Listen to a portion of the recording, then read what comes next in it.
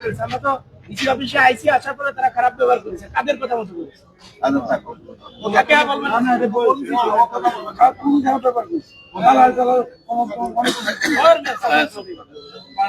উনি তাহলে আমাকে সবাই মিলে মারে ও সাথী করবেন না। আচ্ছা, কারো সাক্ষাৎকার দিবা ভাই? হ্যাঁ, এটা বলেন বলেন।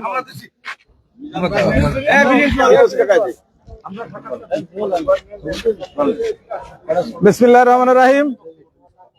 প্রিয় সাংবাদিক ভাইরা, আমরা আজ মাগুরা জেলার জাতীয়তাবাদী দলের সাবেক সভাপতি, তিনবারের সফল সাবেক সংসদ সদস্য, মাগুরার গণমানুষের সবচেয়ে প্রিয় নেতা জনাব আলহাজ কাজী সালিমুল হক কামাল সাহেবের পক্ষে মাগুরা 2 আসন থেকে স্বতন্ত্র প্রার্থী হিসাবে তার মনোনয়ন সংগ্রহ করলাম।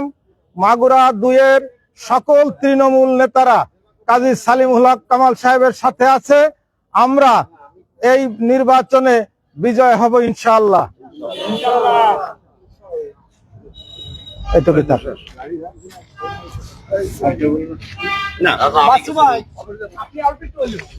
বিসমিল্লাহির রহমানির রহিম। বিসমিল্লাহির রহমানির রহিম। আমরা আজ মাগুরা 2 আসনের আমাদের গণমানুষের নেতা, বারবার নির্বাচিত সংসদ সদস্য, সাবেক সংসদ সদস্য আলহাজ কাজী সালিমুল হক কামাল ভাইয়ের আজ আমরা মনোনয়ন ফর্ম কিনলাম। আমরা কেন আজকে ফর্ম কিনলাম? আজকে এই মাগুরা 2 আসনের বারবার নির্বাচিত সংসদ সদস্য, যিনি মাগুরা 2 আসনের উন্নয়নের রূপকার, 2 আসনের গণমানুষের নেতা, আজকে তাকে প্রাথমিক সম্ভাব্য তালিকায় মনোনয়ন না দিয়ে একজন জনবিচ্ছিন্ন নেতা অ্যাডভোকেট নিতাই রায় চৌধুরীকে মনোনয়ন দেওয়া হয়েছে, যার কোনো তৃণমূলের নেতা সহ ইউনিয়ন উপজেলা পর্যায়ের শতকরা 75-80 লোক কাজী সালিমুল হক কামাল সাহেবের পক্ষে ঐক্যবদ্ধ রয়েছেন। আপনারা জানেন, ইতিমধ্যে আমরা এই মনোনয়নের বিরুদ্ধে আমরা পরিবর্তনের জন্য আমরা শালিকার পাড়া মাঠে লক্ষাধিক লোকের জনসভা করেছি। আমরা মোহাম্মদপুর থানার বিনোদপুর মডেল স্কুল মাঠে আমরা লক্ষ লক্ষ লোকের জনসভা করেছি এবং আমাদের দেশ নেত্রী বিএনপির চেয়ারপারসন বেগম খালেদা জিয়ার সুস্থতা কামনায় কোরআন তিলাওয়াত সহ দোয়ার অনুষ্ঠান করেছি। এটা আপনারা সবাই অবগত আছেন। আমরা এই মনোনয়ন পরিবর্তনের জন্য আমরা রাস্তা অবরোধ করেছি, আমরা গণমিছিল করেছি। আমাদের পার্টির ভারপ্রাপ্ত চেয়ারম্যান সহ আমাদের যারা মনোনয়ন বোর্ডে আছেন, আমরা জনসভা থেকে তাদের প্রতি বারবার আহ্বান জানিয়েছি যে জনবিচ্ছিন্ন নেতা অ্যাডভোকেট নিতাই রায় চৌধুরী এর মনোনয়ন পরিবর্তন করে আমাদের মাগুরা 2 আসনের গণমানুষের নেতা, আমাদের প্রাণপ্রিয় নেতা, বারবার নির্বাচিত সংসদ সদস্য, তাকে মনোনয়ন দেওয়া হোক।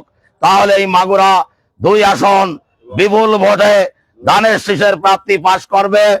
তার কারণ এই নিতাই রায় চৌধুরী ইতিপূর্বে 3 বার ধানের শীষ প্রতীক নিয়ে নির্বাচন করেছেন, উনি একবারও নির্বাচিত হতে পারেন নাই।